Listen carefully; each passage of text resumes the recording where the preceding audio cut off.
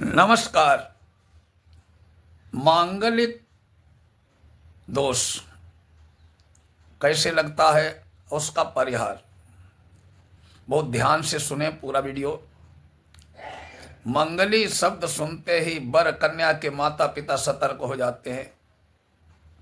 विवाह संस्कार में मांगलिक शब्द लोगों को भय प्रद और अशुभ अमंगल का सूचक बन गया है, परंतु प्रत्येक मंगली जातक विवाह के लिए अशुभ नहीं होता है। लेकिन यह भी सत्य है कि मांगलिक जातक को विभिन्न प्रकार के कष्ट और पीड़ा सहन करनी पड़ती है। विवाह के पश्चात भी दाम्पत्य जीवन सुख नहीं होता है, परंतु मंगल ग्रह इतना क्रूर नहीं है जितना हम डरते हैं। यदि हम समय रहते उनका उपाय कर लें तो मंगल दोष समाप्त हो जाता है, कल्याणकारी हो जाता है। पहले तो विचार करते हैं मांगलिक दोष होता क्या है।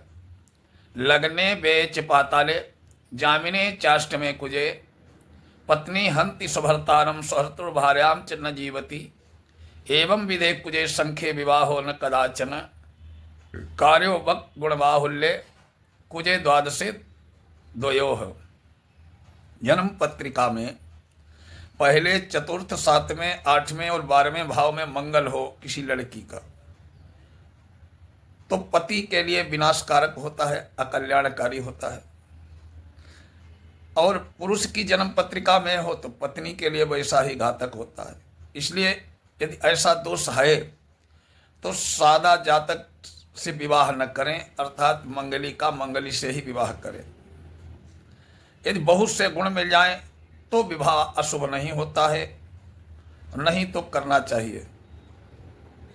बहुत से गुण मिल जाएं तो भी विवाह अशुभ ही रहता है, इसलिए ऐसा करना। क्योंकि षडाष्टः प्रश्न न लग्ना दीन्दुर लग्ने कुजः क्रूरः स्यात् मूर्ता बिंदु सप्तमे तस्य भौमो रंडः सा स्याद् संतप्त ऋण। अर्थात यदि प्रश्न लग्न से 60वें 8वें भाव में चंद्रमा हो, लग्न में क्रूर ग्रह हो, 7वें स्थान में मंगल हो तो विवाह के 8वें वर्ष कन्या विधवा हो सकती है।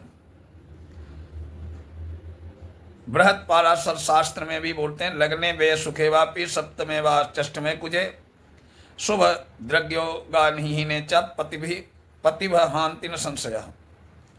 लग्न 12वें, चौथे, 8वें, 7वें भाव में मंगल ग्रह हो और मंगल शुभ योगों से रहित हो तो पति के लिए हानिकारक होता है, अगर पत्नी के है तो पति के लिए हानिकारक होता है। कारण यह है कि यदि वर की कुंडली में मांगलिक दोष हो और वधू की दोष में मांगलिक दोष न हो तो विवाह वर्जित है। अब ये 4 भावों में मांगलिक होने से, मंगल होने से मांगलिक दोष होता है। पहले भाव में कुंडली में अगर मंगल है तो पत्नी या पति का 21 से 28 वर्ष की अवस्था में भयंकर कष्ट देने वाला, धन धान्य राज्य भूमि से धन प्राप्त कराने वाला होता है। चौथे भाव में अगर मंगल है तो जातक को माता पिता के सुख से रहित करके 28 वर्ष तक दुखी और कामचोर बना देता है। 8वें भाव संगगामी, प्रथम भार्या से बिछोह, सुरापान कराने वाला, क्रोधी, रक्तचाप से बीमारी दुखी करता है। 12वें भाव में अगर है तो जातक कुमारगामी, मातुक नाशक, माता के परिवार के लिए नाशक, कल्याणी, बवासीर, भगंदर का रोगी, शत्रुनाशक और उग्र प्रकृति वाला होता है जातक। अब इन सभी के अलग अलग उपाय बता रहा हूं। प्रथम भाव में अगर मंगल है किसी के जातक के तो बड़ी भाई की आज्ञा का पालन करें। दूसरा उपाय है दान में कोई चीज कभी न ले। तीसरा, भाइयों के साथ मधुरता का व्यवहार करें और सूर्य और चंद्र की वस्तुओं से सहयोग लें। अगर चौथे भाव में मंगल है तो इसके लिए पहला उपाय है कि 500 ग्राम चावल गाय के दूध में भिगोकर 1 सप्ताह तक बहते पानी में डालें या 500 ग्राम रेवड़ी डालें बहते पानी में। मृगछाला का प्रयोग करें बैठते हुए। तांबा, गुड़, गेहूं, मसूर, मूंग और दाल का दान करें। सोना, चांदी, तांबा सब मिलाकर अंगूठी धारण करें। प्रातःकाल फिटकरी से मंजन करें। चांदी का टुकड़ा अपनी जेब में रखें।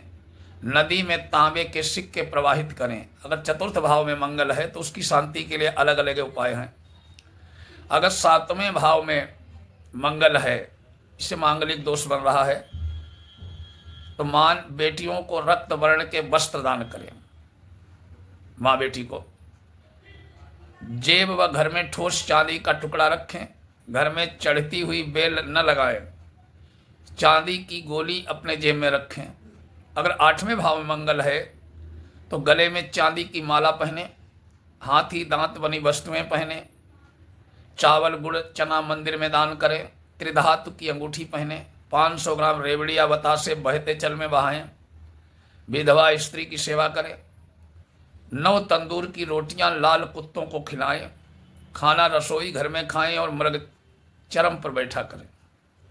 अगर 12वें भाव में मंगल है तो जल में गुड़ रोली डालकर सूर्य को प्रतिदिन अर्घ दें। हमेशा सिर ढककर चलें। 15 ग्राम गुड़ 15 दिन तक जल में बहाएं। हनुमान जी के मंदिर में लड्डू का भोग लगाएं। चांदी का टुकड़ा अपनी जेब में रखें। ये मंगल दोष के लिए उपाय हैं। अगर इनसे मांगलिक दोष से परेशान तो करें तो निश्चित ही लाभ होगा। ओम नमः शिवाय।